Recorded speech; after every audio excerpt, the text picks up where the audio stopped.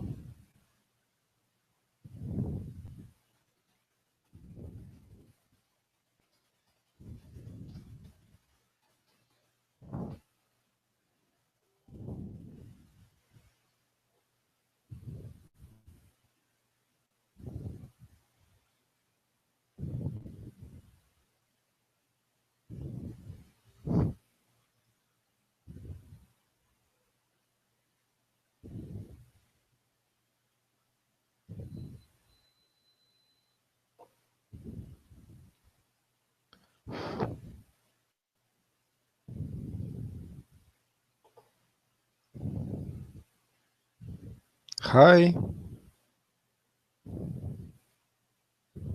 Is there anyone who is online already?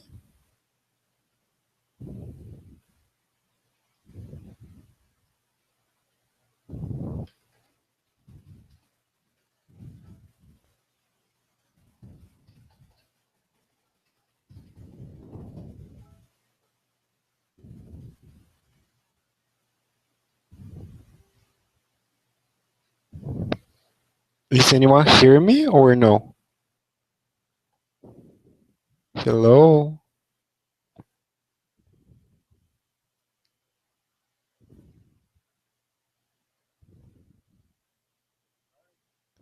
Hi, hi.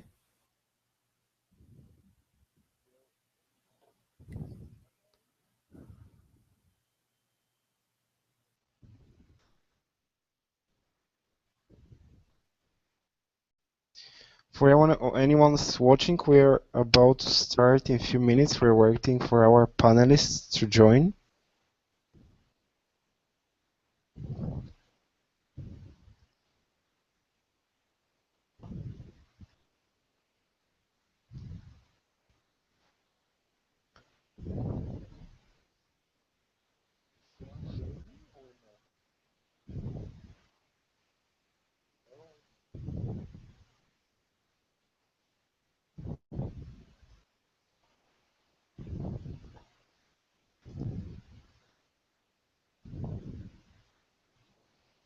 Hey, Laura. Are you here? Hi. Hi, welcome. Yes. Hi, welcome.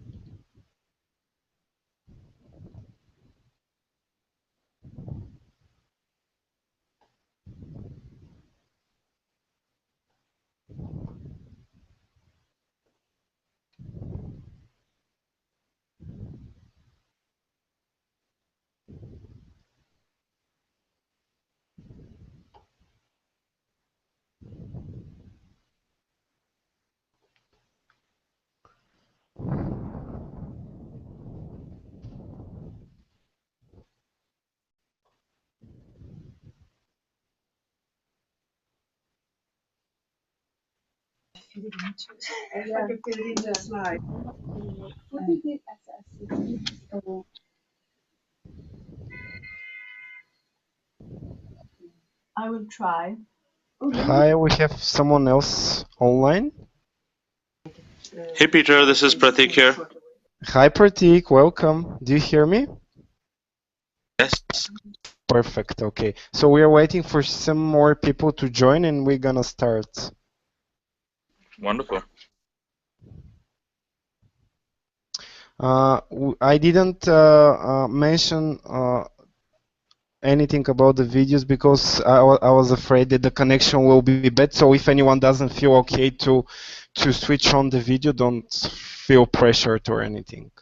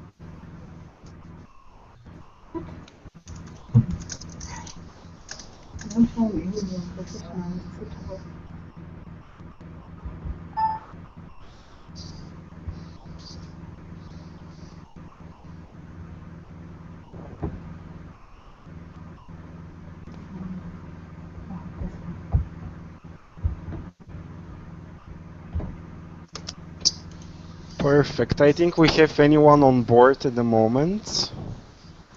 I hope that the connection will be good and you're gonna hear us. Let me see if I don't believe we are missing anyone, but in any case, since we're running out of time, I propose to just start. And then whoever from the panelists is missing, he or she can join us on a later stage. I will just start with thanking everyone who is in the panel and on the webinar on this important topic, which is bringing the global strategy on every woman, every child to a local level, really chasing what has been done and what needs to be done for adolescents, and focusing on young girls and women's future and role in the implementation of the 2030 Development Agenda framework. And on behalf of WIPE here, I would like to welcome all panelists to the webinar.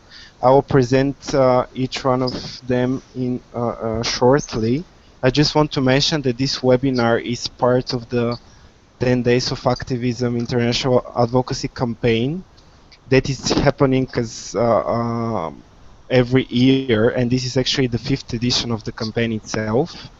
This year we have decided to focus really towards the discussion around the 2030 development agenda and exactly linking it with the global strategy on every woman, every child. And WIPE here as a global network is very honored to be one of the few civil society organizations that has been chosen by the Executive Office of the Secretary General of the UN to implement it, to be considered as partner in the implementation of the global strategy in the next 5 years.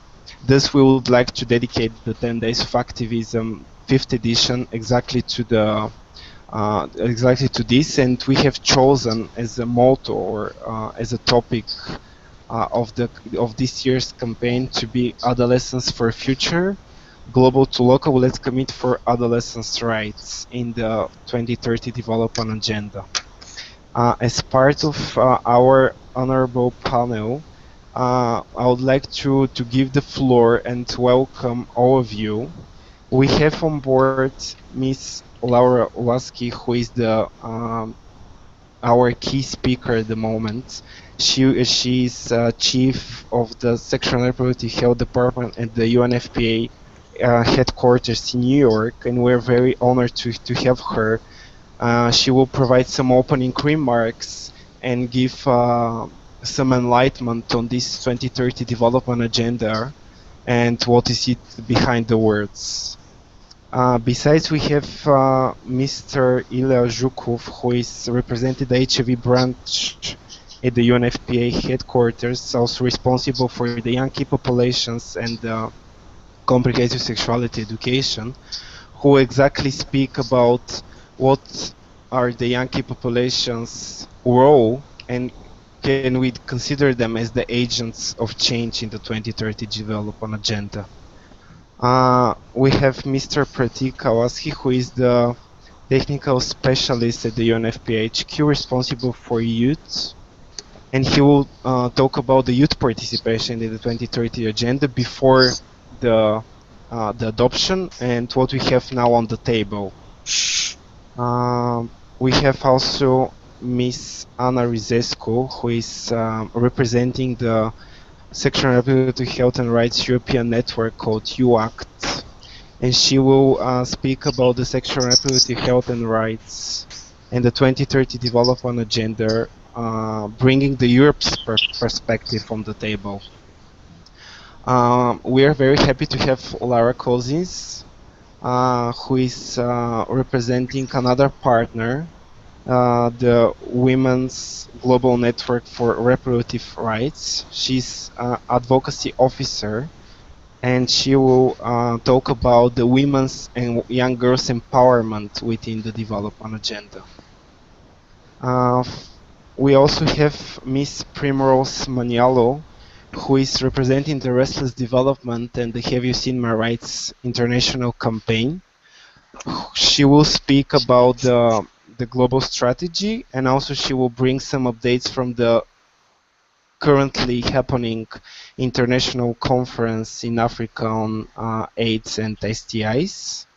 And finally, we have youth activist and a member of the youth advocacy team at the United Network of Young Peace Builders, Ms. Hajer Sharif, and she will speak about the health as the key to the global peace. I don't want to spend much more time, but to actually give the floor to Ms. Lasky for opening remarks.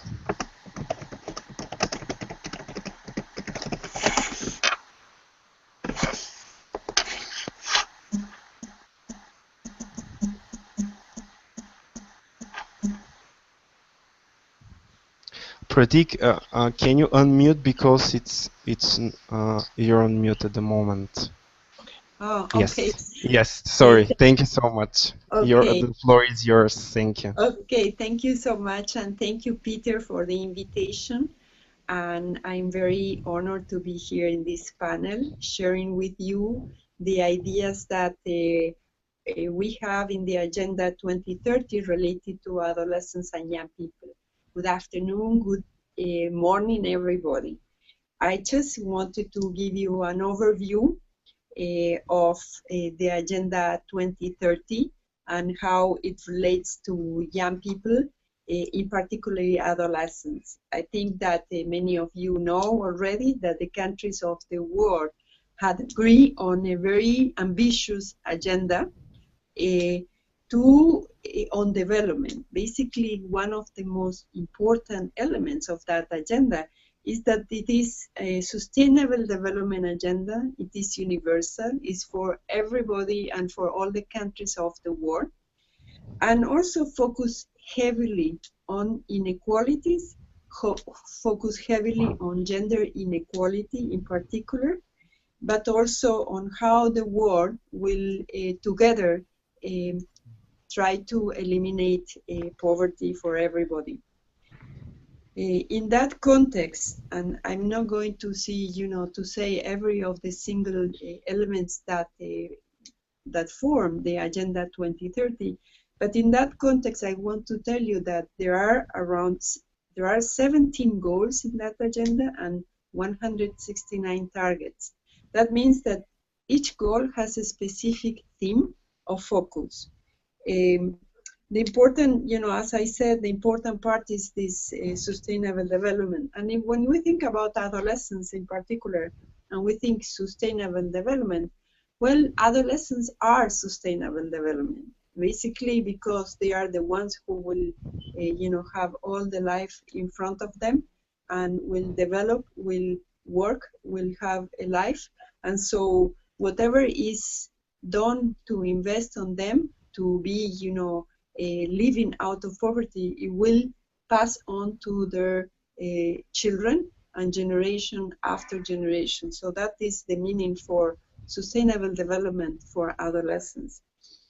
You know, the other important point that this agenda has is as a focus on climate change and how the consumption and production could be balanced so that the environment could be protected and actually reverse the very bad signs that we have on the climate change in our Earth.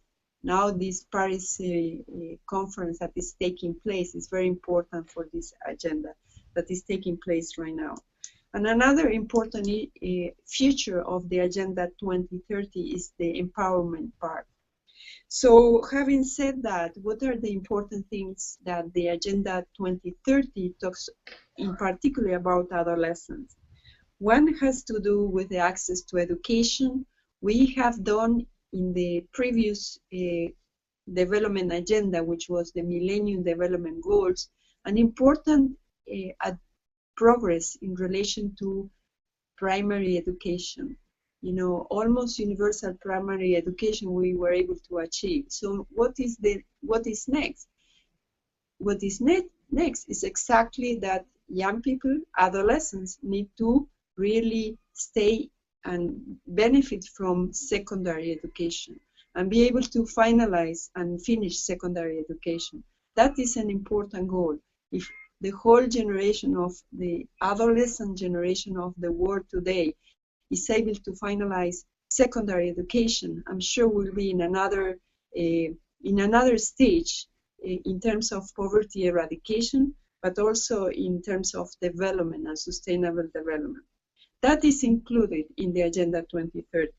There is a strong focus on youth employment, and this is fantastic that is in there, so that there is a conscious effort to invest on creating jobs for young people, so that because the most important unemployment part of our population, the ones that suffer the most, are the first-time job seekers, and these are adolescents and young people.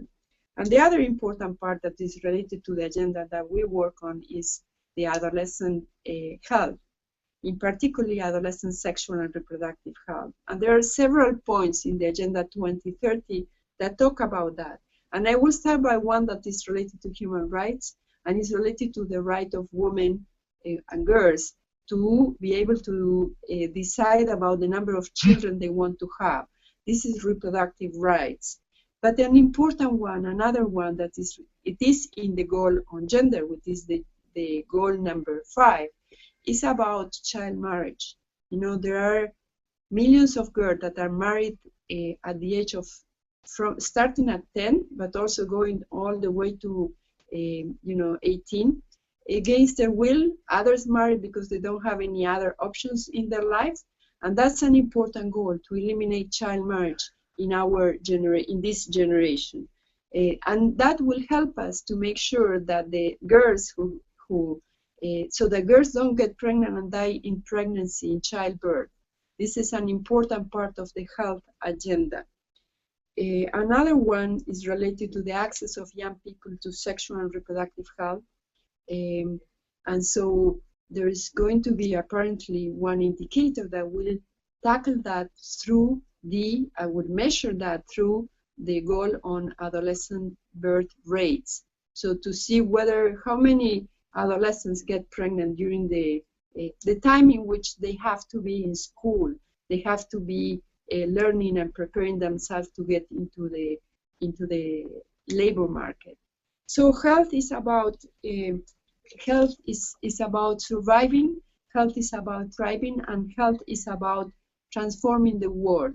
And in the context of the Agenda 2030, the Secretary General in September launched what it is the Global Strategy for Women, Children, and Adolescent Health. For the first time ever, adolescent health is in that initiative.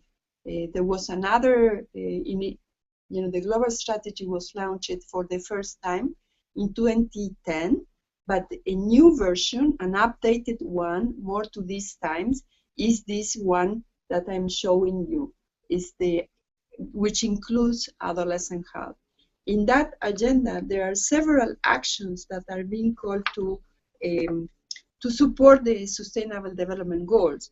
And these include several things that I don't have time to focus on, but there is one of the action areas that focus on individual potential and identify adolescents as agents of change, and another one that has to do with community engagement that also focus on enabling laws so that adolescents are able to enter sexual reproductive health services and health services in general as adolescents, so ensuring that they don't have any restrictions to enter services. I'm sure there is a colleague going to talk about sexual and reproductive health, so I'm not going to talk about that much there. But another important point on health is all what we can do in the adolescent years to prevent non-communicable diseases. So that there are many, many things in adolescence, the way we, basically behaviors that don't help in having a healthy life later in life. And it starts with adolescence. The prevention of non-communicable disease like non-smoking, healthy habits like sports, and healthy habits like sugar consumption or salt consumption start in adolescence, because that's when we become autonomous and we decide about what to eat and what not to eat. So I'm going to finish here. And I don't know, there is somebody trying to talk, but I just hope that I give you a sort of overview that in which we think that there are several parts on education, on employment, on health that talks specifically about adolescents. There is one on participation, particularly on empowerment, that also talk about adolescents in the Agenda 2030 and the complement of the global strategy on women, children, and adolescent health. Over.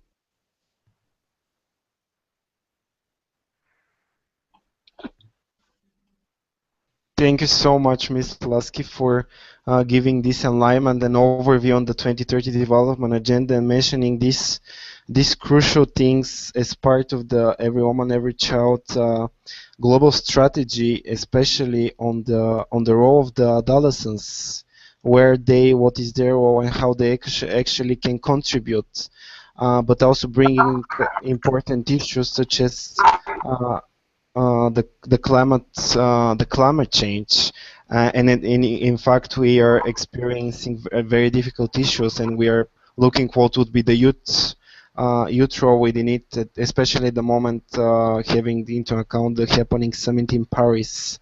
I'm very happy that you brought the issue on access to education, and actually mentioning what has been achieved in the previous 10 years with the Millennium Development Goals and the access to primary education, but also the crucialness of having access to secondary education as the key to youth development and adolescents development.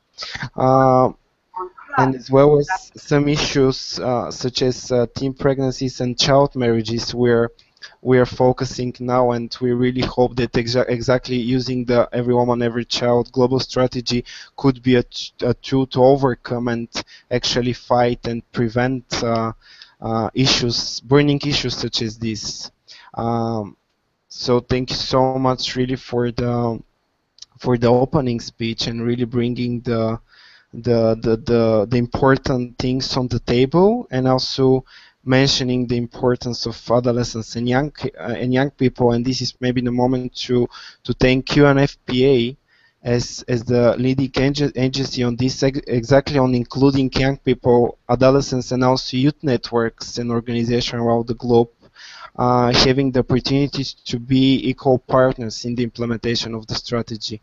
Which is something that it's very unique, and this is what we are actually calling meaningful youth participation. So thank you so much. I know that Ms. Lasky have a very important meeting, so she will stay for some more minutes, but maybe she will leave at some point. Ms. Lasky, I just wanted to thank you once again. If you have, if you want to share something at the moment, or maybe or on a later stage, we would be glad for sure. Again, if you can unmute. Sorry. Yes. So much, and I wish you a success in the campaign of these 10 days. And so I will stay for a little while, but then I go. Thank you. Thank you so much. So this webinar, for anyone who is watching, I see that we have some viewers online. So this webinar will be posted on YouTube. So hopefully everyone, young person and adolescents will have access to it. So stay tuned on more information. Also to mention that at the moment we're live updating and tweeting and Facebooking as well, using and utilizing all the social media. So everyone can share the posts. They are posted on the YPR official page at Facebook with the hashtags of the campaign itself. So thank you once again, Ms. Lasky. Now we are moving to another panelist, who is Mr. Ilya Zhukov from the HIV branch at the UNFPA headquarters.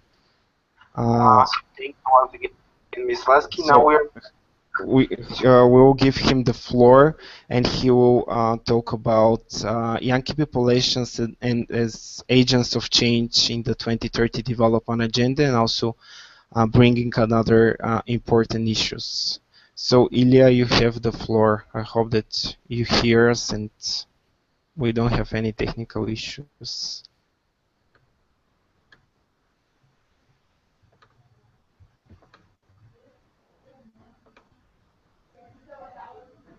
Ilya, I think we're experiencing some technical issues.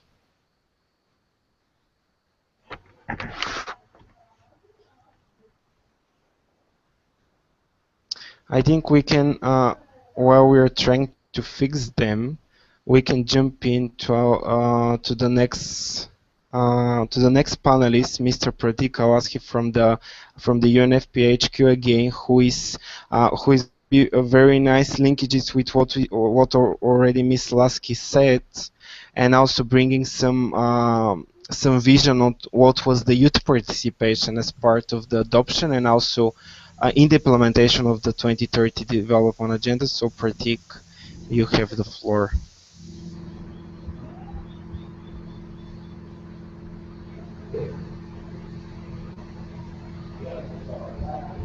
Hi, Peter. I hope that you can see. Yes. Thank you so much for having me to be a part of this webinar and this campaign. Just following up on what Laura has said, it's been exciting how one of the things that has defined the 2030 agenda, what has made it different than the MDGs, has been the participatory process in which it was created.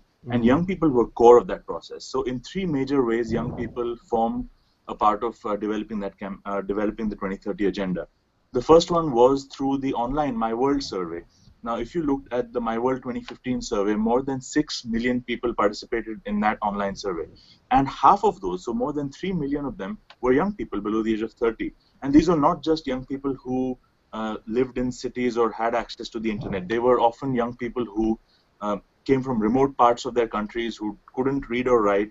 And there was a massive outreach campaign in which young volunteers like members of YPR and other youth networks went across their countries to seek the votes of young people. So it's been really quite a participatory way in which that survey was built. The second way in which young people participated in the development of the 2030 agenda was through the consultations that were organized under the banner of the World We Want.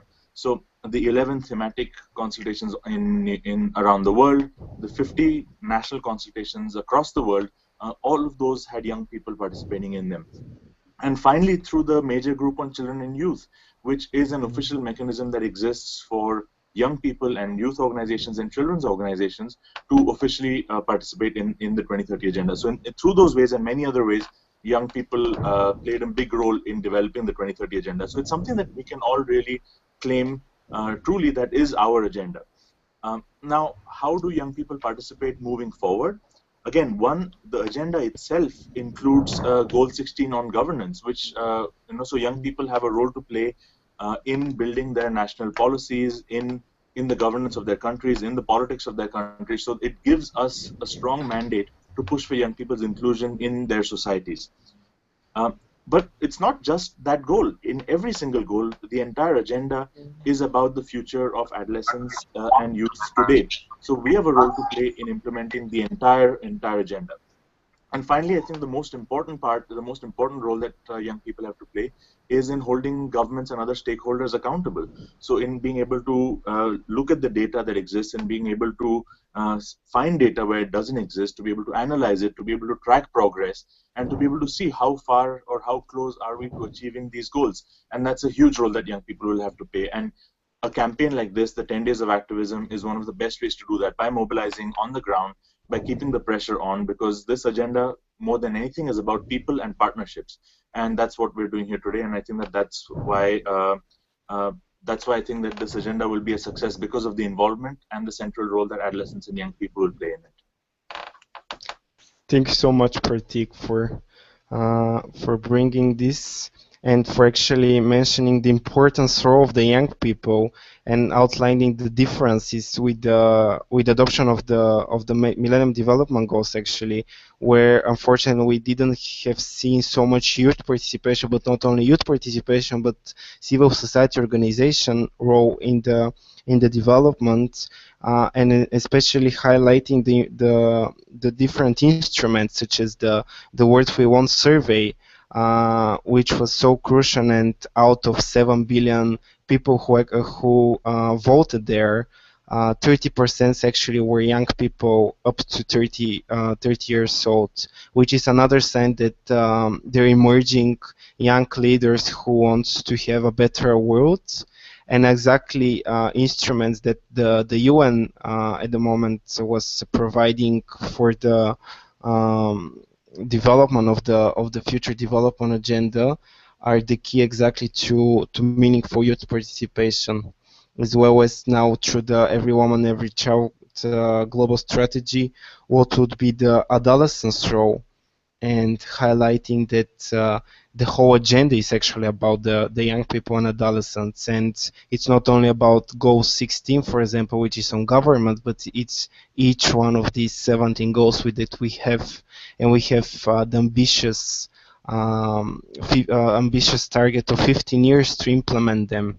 And I would like just to highlight the importance of not only engaging young people and adolescents on global level, but really bringing them to national and local level, where they can have a big impact on the lives and the rights of their peers. So thank you once again. I'm sure that we have many questions towards each of our panelists.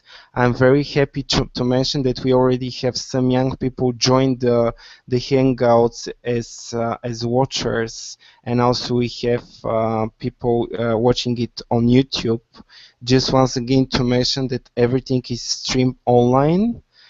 You can follow the YPeer Facebook official page, where we have live updates, tweeting and Facebooking. So if you miss one of our panelists, you can go and see their quotes there. The webinar is streamed, and it's gonna be available online right after the webinar ends. So you can come back and hear once again our amazing panelists. Now, I would like to come back to Ilya from UNFPA HQ, who should be online now, and he will speak about the young key populations as the agents to the implementation of the new development agenda. Hi, Ilya? Peter. Do you hear me? Hi. Yes. Yeah, finally, yes. Thank you Now, so much for joining us. Just to mention that Ilya and Primrose, who are two of our panelists, they are joining directly and live from ICASA conference in Zimbabwe. So we are very happy to have them, although they're very detailed agenda they're having. So the floor is yours, Ilya. yeah, thank you. I just want to mention that we have some issues with internet here and with electricity. So maybe just in case, Peter, if it's possible, can you give the floor after me to Prim, because I'm not sure that we can be online during Yeah, the whole of webinar. course. Yes, thank you. Yeah, thank you. Yeah. And I'm very pleased, Peter, to take part in this webinar. Thank you so much for inviting me. I just remember that 6 or 7 years ago, when this 10 days of activism just started, and I conducted it, I coordinated the first 10 days of activism in Russia. So I'm very, very pleased to take part in these 10 days of activism. And last week here in Harare, UNFPA together with UNICEF, jointly with UNICEF, we conducted the first global adolescent meeting. We had about 15 adolescents from key populations. And these adolescents, they made strong requests. They made strong requests to UNFPA to lead HIV programming among adolescents and young people from key population. So I would like to remind you the global goal that should be reached up to 2030. This is the goal of 90-90-90. So 90% of population should be tested, 90% of tested people should be on antiretroviral therapy, and 90% of people who receive antiretroviral therapy should have undetectable viral load. So we are talking about treatment as prevention. And one of the main principles, one of the main conditions of reaching this goal is programming for young people from key population, with young people from key populations, and by young people from key populations. So young key populations, who are they? They are young men having sex with men, young transgender people, young people who inject drugs, and young people who sell sex. So why young key populations are crucial in terms of tone of HIV epidemic? First of all, young key populations have increased vulnerability to STIs, HIV, hepatitis, and sexual reproductive health concerns. Secondly, young key populations have different health needs. Young key populations may have multiple vulnerabilities and legal, social, and emotional challenges and issues. Young key populations have poor access to and uptake of services compared to older adults. And unfortunately, until now, we don't have enough evidence to develop and to implement programs for these key populations. But however, the situation has started to change, and last month, Interagency Working Group on Key Populations finalized young key population technical briefs, and you can find them on UNFPA website. So these briefs are developed for community leaders, for policymakers, for donors, for service planners and service providers. And these technical briefs aims to catalyze and inform discussions about how best to provide services for young key population. I just talked to my colleagues here in Zimbabwe, and they asked UNFPA for clear guidelines how to reach out people from young key populations and how to work with them. So these technical briefs should help organizations to provide advocacy, and should help organizations, non-governmental, governmental, and community-based, to provide services and to provide activities for and with young key populations. So yeah, just go to the website of UNFPA, and yeah, you can receive this full information about young key pops. And I think I'm already out of time. In conclusion, I just should say that I stand in solidarity with young key populations, with young people selling sex, young men who sex with men, young transgender people, young people who use drugs, and young people living with HIV in order to end AIDS. And I encourage all of you to join me. Thank you so much, Ilya, for this inspirational speech and for really bringing this important topic on the role of the young people population who unfortunately are sometimes neglected and left out of the decision making, and not only but also in the implementation of different strategies, not only on global but on national and local level. Thank you so much for really mentioning this historic event, I could say, about the first global adolescents Yankee population gathering and conference that actually was part of the ICASA conference, which I think it's a promising, and it's showing that there is an emerging need for including the Yaqui populations in the implementation of the different strategies, and really following the 1990 targets to end AIDS. And definitely, I would like to highlight the importance of the briefs that you have mentioned, because actually these are the so needed guidelines, especially by different global organizations working in the SRHR field, how to actually can use them, which is something very unique. Thank you so much for your inputs to the webinar. So in order to prevent any technical issues with the internet and the electricity in Harare, if I may, with the permission of the other panelists, just to jump to Miss Primrose Manialo, who is here with us representing the Have You Seen My Rights global campaign, and also the Restless Development Organization. Primrose, so the floor is yours. I'm sorry, the floor is yours. Thank you so much. Thank you, Peter. I am very delighted to join this webinar, and we're so excited to inform you that as Restless Development, we've really committed to the EWEC strategy. And here at ICASA, we have about 6 Have You Seen My Rights advocates from across Africa. And we have come here to ICASA mainly to learn about what has been happening in Africa around the HIV and AIDS response. And it's the 18th edition of the International Conference on AIDS and Sexuality. And the theme this year is AIDS in the post-2015 era, linking leadership, science, and human rights. So amidst trying to increase African leadership and ownership, as well as investment, it's also an opportunity to strengthen interaction between the public health, science, and human rights approaches in the control and elimination of the HIV and AIDS and associated diseases.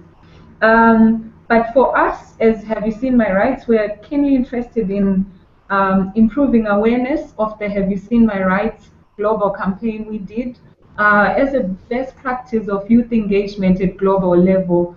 So you find that we have a strong youth delegation who are taking stock of achievements that have been made and challenges for further lobbying in various countries that we have presence in. So from the look of things, from the past 3 or so days, we participated in the pre-youth conference, attended the opening ceremony. There seems to be consensus around the fact that Africa has made progress against HIV and AIDS, increasing access to HIV testing, prevention, care, and treatment. But in as much as so much has been done, we acknowledge that as young people, there's still so much that deserves to be done. So we need to be consolidating the gains that have been made in the AIDS response in Africa. We also need to be taking stock of the unfinished business of MDGs and ensuring that so much is not lost within the SDG framework, and we really take that to the national level, lobbying and campaigning.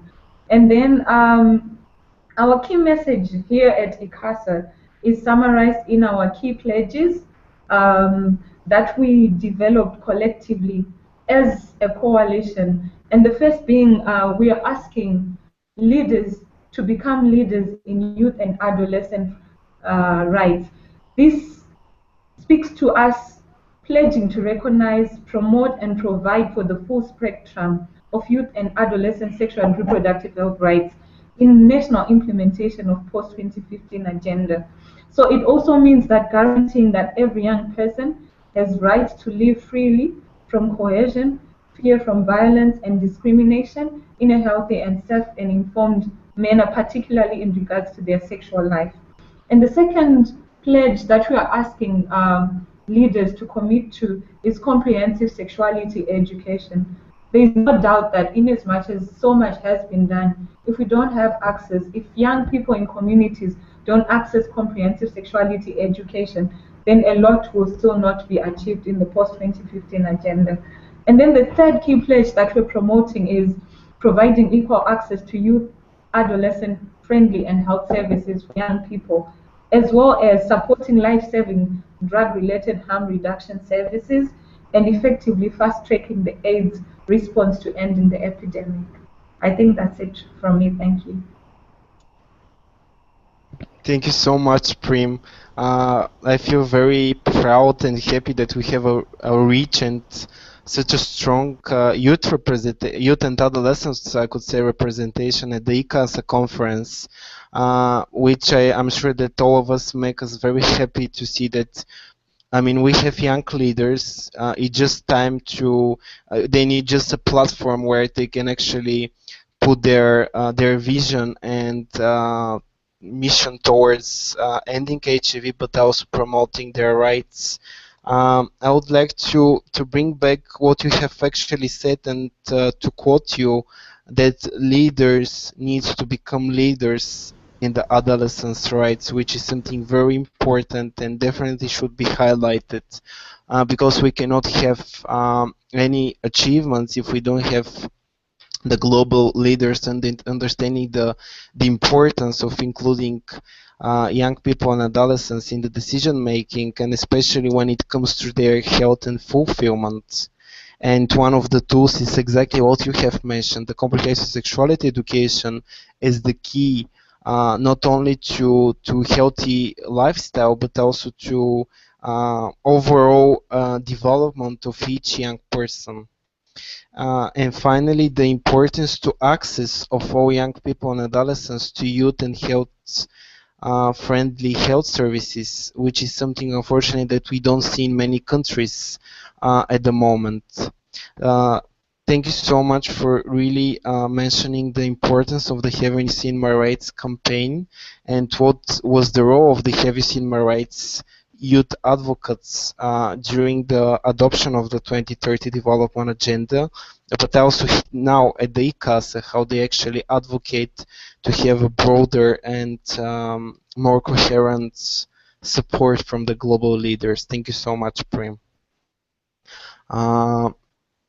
Now we are moving to the next panelist, but beforehand, just to highlight once again that we are live tweeting. You can follow us on YPR Facebook page or just use the hashtag 10DOA 2015 and really see the quotes of our honorable panelists at the moment. And you can, of course, watch us at YouTube now or later. Now I'm very grateful to give the floor to Ms. Ana Rizescu, who is the UACT coordinator, and she's going to put her vision and perspective on the SRHR within the 2030 development agenda. What is actually the Europe's perspective? Ana, you have the floor. Thank you so much, Peter. Thanks to all the panelists as well for all the points that they highlighted. As we're moving forward, I think I will be highlighting some of the points that were already mentioned. But that's fine because it shows what a strong and united community we are and how we work together to fight for the same values and for the same rights, basically. So what I wanted to mention in my brief intervention are 3 points related to the opportunities that the 2030 agenda is bringing for us, That's the first one. The second one will be about the challenges that we're facing from a European perspective, as you mentioned as well, Peter. And the third point will be related to the work that we do as youth organizations in Europe and Central Asia as well. So I'll start with the opportunity, which is very much related to what Pratik was mentioning. The youth participation in general as a concept, but in particular to the 2030 agenda. And I would like to acknowledge how the process for defining this agenda has been one of the most open and receptive to civil society's input and inclusive. And because we've been participating in various consultations, online, in person, at national, regional, and international levels, by attending and advocating for our priorities, including during the intergovernmental negotiations in New York during this year, all this has gave us ownership of the process, and it gave us knowledge and enthusiasm to move forward. And it feels like a natural flow that we will be working closely to follow up and keep our governments to account. We're here, we have the knowledge, the skills, and the determination. And I think we all learned from the MDGs that it is easier to set the targets than to achieve them. And while the adoption is an important achievement for sure, our governments, together with us, civil society, young people, academia, and experts community, we must take ambitious action to actually implement this agenda. The challenge that I want to present as the second part of the brief points that I want to share with you is related to Europe as a region, which sometimes seems to be linked with the part of the world that is far better off. But this is not the case, because the progress within Europe has been uneven, with some sectors left behind, and big disparities between Western Europe and its Central and Eastern counterparts. Young people and adolescents remain the most affected by these inequalities and discrimination. The rates of adolescent pregnancies, of unsafe abortions, of sexually transmitted infections and HIV remain much higher in Central and Eastern Europe. Comprehensive sexuality education is not accessible for many of the European youth. Gender-based violence is also widespread. Homophobic attitudes still persist. Access to sexual reproductive health services is scarce as well. Also, last but not least, the critical thinking, the self-confidence and empowerment of young people to fully enjoy their rights and achieve their full potential are areas that still need a lot of research and investments across the region. As I mentioned, the region is still facing big economic and social disparities and is persisting in inequalities which hinder human rights advancement. What we're also facing is a rise of well-organized and funded opposition. And I would mention Poland, and not only, cases of opposition that is aiming to block the access of youth and women to basic reproductive health services and information. And this is a trend that poses a serious threat to the progressive work or the progressive position that Europe seems to be easily linked with. So the diversity and the inequalities that still exist in Europe as a whole, but in particular in Central and Eastern Europe, which hinder the human rights advancement, in particular for young people and adolescents, and the inequalities that are persisting, this remains one of the challenges that we need to work together to overcome. And the third point that I want to share with all the panelists and the audience today is related to the work that young people, youth organizations, youth networks in Europe and Central Asia are doing together. What are we actually doing to overcome the challenges that I mentioned and to take advantage of the opportunities that I mentioned earlier? And I'll briefly highlight the Eastern Europe and Central Asia Youth Voice regional campaign that has been implemented on regional level, but especially on national level. And it built a strategic alliance of almost 80 organizations from 23 countries in Eastern Europe and Central Asia, as I said, who are engaged in communication, advocacy activities, highlighting the youth priorities for the 2030 development agenda. And now, as the agenda has been adopted and we're all moving forward for the implementation, we realize that coordination between national, regional, and global efforts is critical in order to multiply the effect and achieve bigger results. So the Regional Youth Leadership Group that was involved in the planning, coordination, and implementation of this regional campaign is following up on the momentum built and is exploring a mechanism for continuing this established cooperation and working closer together to address the needs and promote the rights of young people in Europe and Central Asia.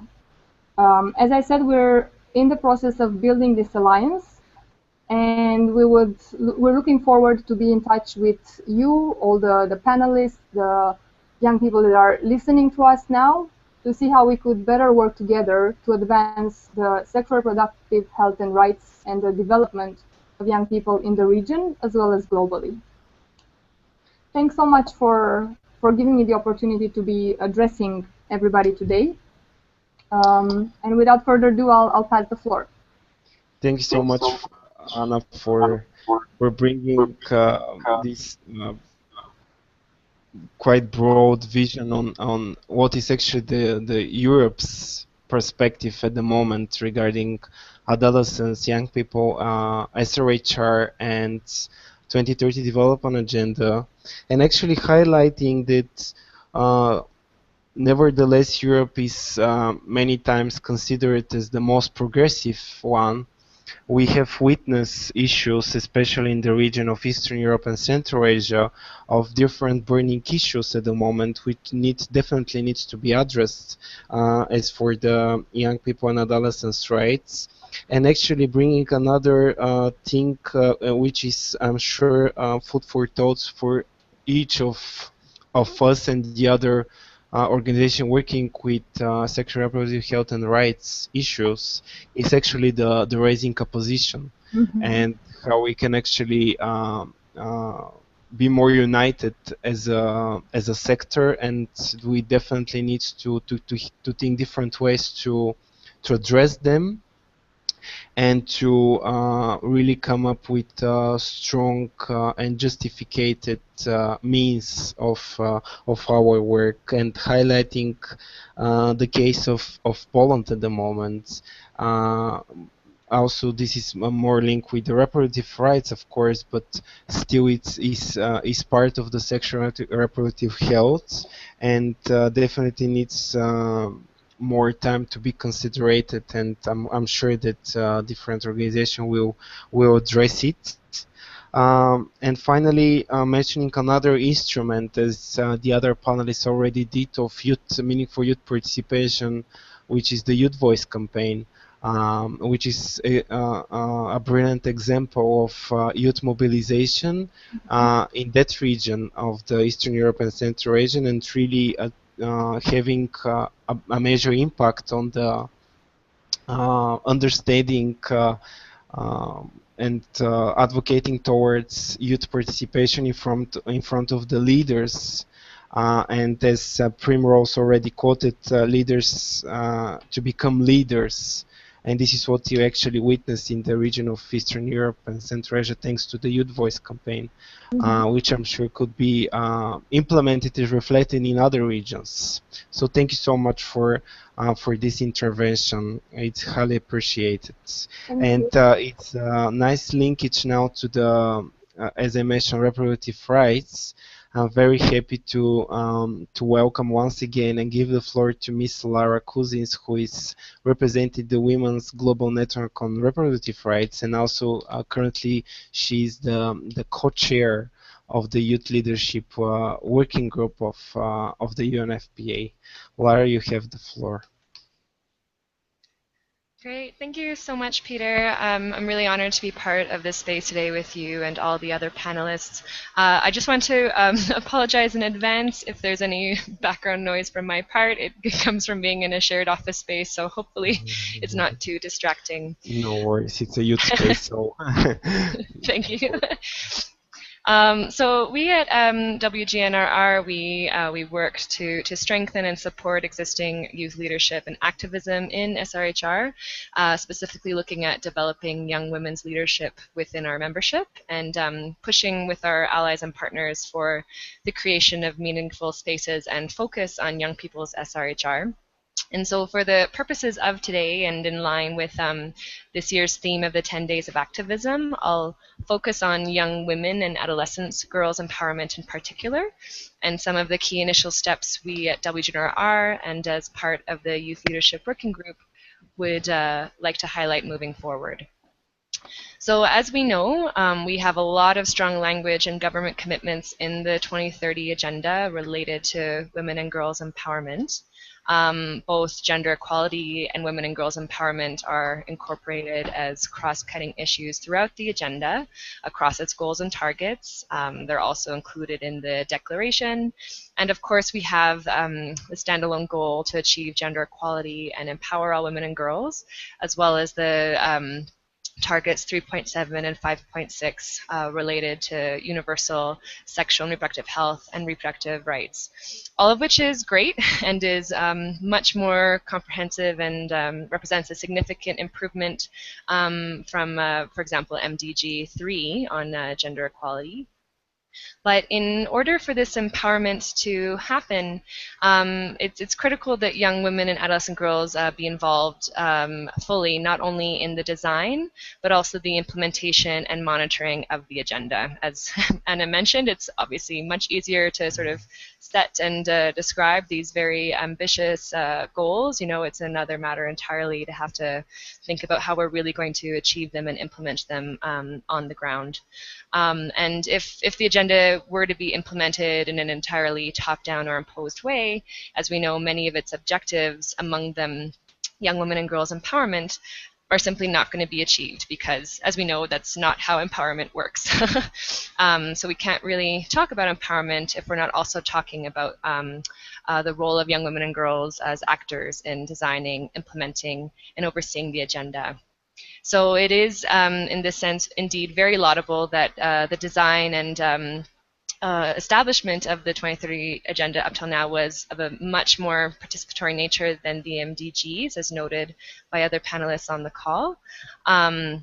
But it is crucial moving forward that youth advocates are afforded meaningful space from the beginning to monitor the government's national plans in order to address potential barriers or challenges early on, come up with concrete solutions, and work to ensure the fullest implementation of youth SRHR-related commitments. So, from our perspective, what are one of the first steps for us as civil society and UN agencies to be mindful of in ensuring young women and girls' meaningful involvement in the 2030 agenda is, of course, to make sure that young women and adolescent girls know about the agenda and what it actually is and what their governments have committed to. And in turn, supporting young women and adolescent girls to be watchdogs and help monitor progress as we continue over the next 15 years. So this would, of course, involve working with young people at the grassroots level to identify gaps in local contexts and develop advocacy strategies and work plans, as well as work with regional and national partners to support youth participation in any national committees on the SDGs and in the creation of national development plans. And this would also, of course, entail capacity building and ensuring the transfer of knowledge and skills to other and newer youth advocates as they get involved, rather than always working with the same faces, so to speak. So this means ensuring that national and regional advocates have not only the knowledge, but the capacity and the support needed to undertake advocacy at national and regional levels, and meaningfully participate in the monitoring and implementation of the 2030 agenda.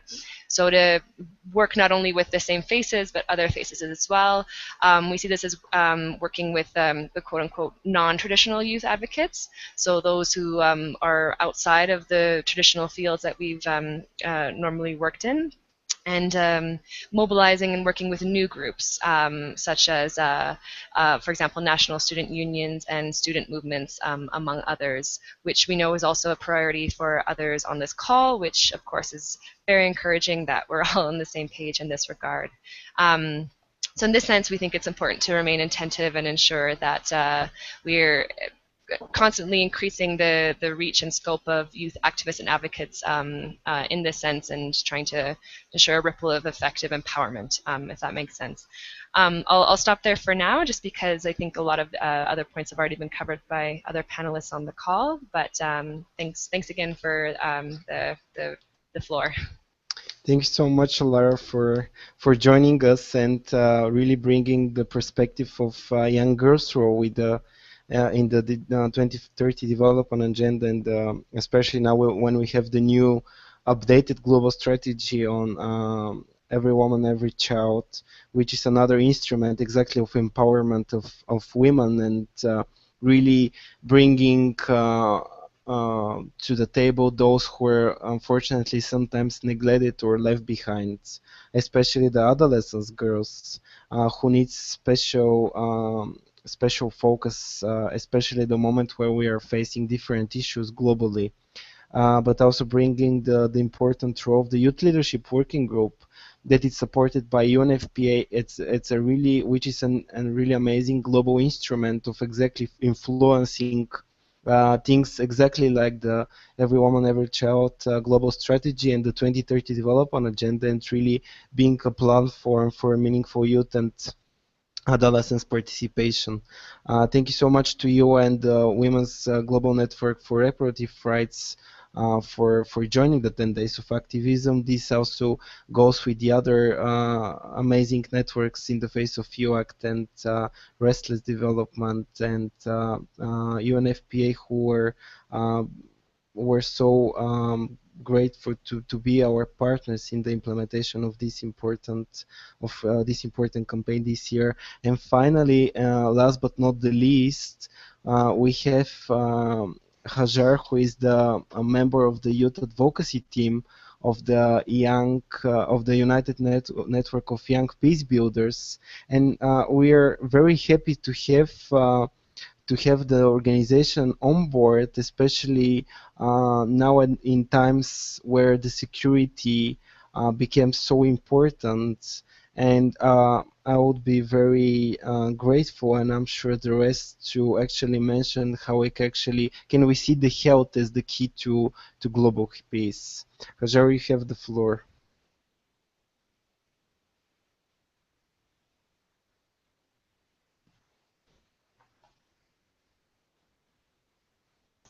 Hello? Yes, we hear you. Yes. Yeah, apparently I started talking while my mic was No mute. worries, yes. Yeah, thank you very much for the invitation. As myself and as UNOI, we're really happy to participate in the webinar. Of course, I'm really glad that actually I was probably the last one, because mainly most of the other panelists has covered most of the aspects that are related to health in particular. But for that, I would like to highlight the other aspect of health, because in my opinion, health is not just about the physical and mental states, but it's also related to the environment we are living in. In the 2030 agenda, it was mentioned that one of the main aspects and focus for the agenda is access to education. And here is where I want to highlight the intersection between health and the access to education.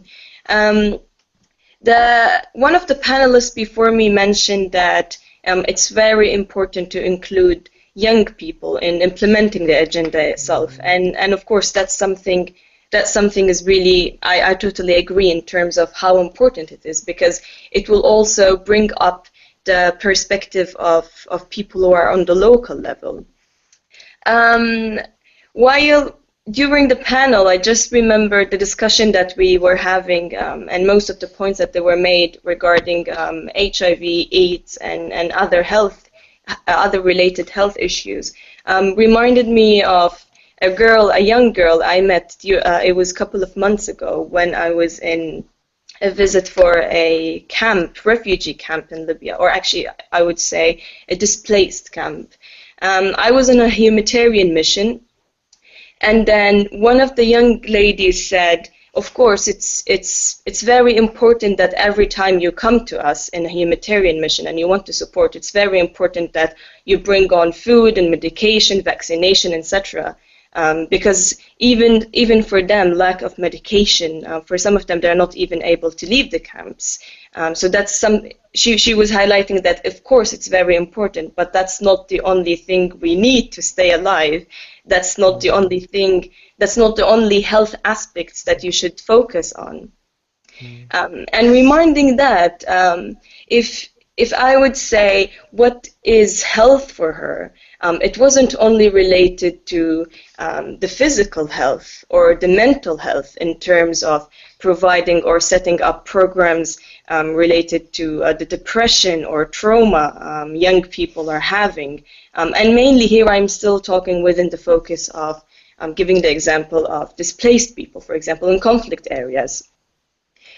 She was highlighting that it's not only important to think when it comes to health, to think from the regular definition for health, where we would only focus on the physical health or the mental health, but it's also important to look at the living environment. And then one of the things she mentioned was education. For her, for example, she had to leave her home for a year and a half. She was living in a camp for a year and a half, and all what she was receiving in terms of the attention and within what is folded under the headline of health. Hello? Yes, we hear you. Hello? Yes, we hear you. We are online. We hear you. Yes. Yeah. And as I said, what she was mentioning is we should not only focus on probably what we look as health, because alongside we have the other things, and then we keep focusing under the regular definition of health, where we focus on physical health and mental health. But we should also see the living environment for those young people. What are the basic needs? Because what we tend to think is a basic need for us, they might think they feel they live in a different environment. So the intersection I want to highlight is that when we think of those people, what they need, it's not only related to the regular definition that we have. We need to adapt their perspective. I also have alongside with me Meg, who's participating from UNOI as well. Probably later on she can add a few insights on the topic as well. Thank you so much for this really inspirational and quite emotional intervention. Really sharing this an amazing example from the displaced camp of this girl, which is actually reminding us on the importance of don't forgetting that it's not only about exactly the physical and mental health and well-being, but it's also about the environment. It's also about the education and the everyday life of each of the adolescents and young people. Really bringing back to the table the young people who are unfortunately living in conflict situation. What is their health status? Also, if they're like their rights are protected enough. Finally, I would just wanted to highlight that actually the UNOI as an organization were leading in the organization of the of the first global forum on youth peace and security, which outcome document had a big part was dedicated exactly to the health and well-being of the young people, which is very, very important. So really, thank you so much. I highly appreciated having another perspective on the health and sexual and reproductive health and rights of the young people. Here's the moment to thank to the panelists so far for their insights and wisdom sharing us with us. I wanted to open the floor to either some comments or any reflections or any final remarks that you would like to do before we end. If there is anyone, feel free to join. Maybe this is maybe the moment that you would like to jump in and share your insights. Yeah, sure. Thank you. Can you hear me? Yes. Yeah, so thanks, Hajar, also as you said, Peter, bringing in a different perspective. For me, considering like just relating to what Hajar was saying, especially what is happening right now, where a lot of young peace builders, people who are working for to promote women's rights, reproductive health. Sometimes they are in these situations or in very vulnerable environments. And I think many, and I come from experience, that with this really urge to be of service to others, sometimes I also forget about my own health and well-being. And I think that's something that many of us working in NGOs, working in peace building, civil society, also get run into, like the burnout, and that's also part of like what we're talking about now, health and well-being. Yes. So supporting each other and really being aware of this, like the awareness campaigns that's happening around the world about our rights and what we should look after for as human beings. I think that's really great. And also awareness for us who are working in the field.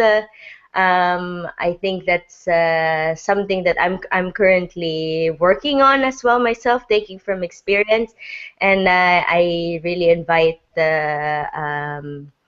everyone to be mindful about this as well. That sometimes just giving and giving too much, we forget ourselves as well. And I'm sure like most of us here in this room listening to this webinar has been to this phase or this stage in our lives. So I just wanted to highlight that and really thank all the panelists as well for sharing their insights. Thank you so much for Meg for joining us. It shows that actually really the webinar has been highly appreciated among the young people. So really thank you for sharing your insights and emotions with us and being with us in that night or day, whenever in the world you're at the moment. So I would like to open the floor for final remarks. Don't feel obligated that each one of you should say something, only if you feel that you would like to highlight something at the end, since we're about to end this webinar.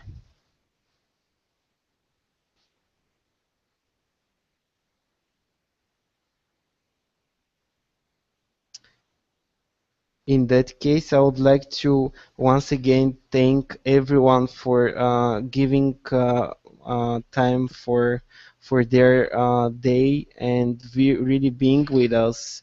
I would like to really individually thank to our panelists, to Miss Laura Lasking, to Pratik, to Ilya, to Anna, to Lara, to Primrose, and to Hajar for their insights and for their thoughts, and really sharing their personal but also professional experience, and bringing this diverse range of thoughts and I'm sure that all of us will have food for thoughts after this webinar, how actually furthermore work in the environment and on the issues that are so important in our life.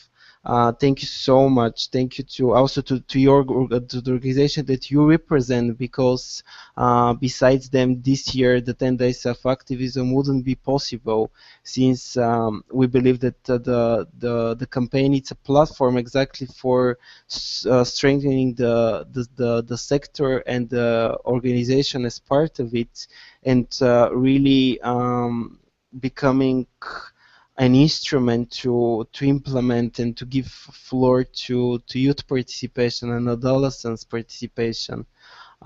We are very happy that we dedicated the topic this year as part and towards the Every Woman, Every Child global strategy and the adoption of the new 2030 development agenda.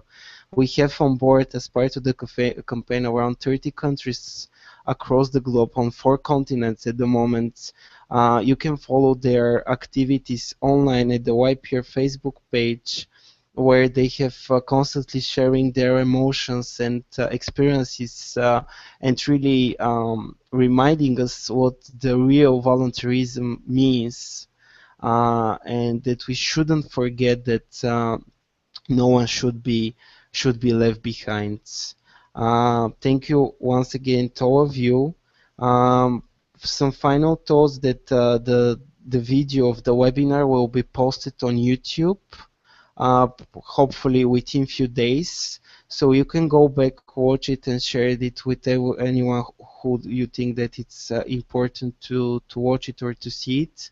Finally, I would like to wish you not to stop dreaming, and I'm sure that together we can, although it's a cliche, I'm sure that we can make the world a better and peaceful and healthier space for each and every young person and adolescents. Thank you so much.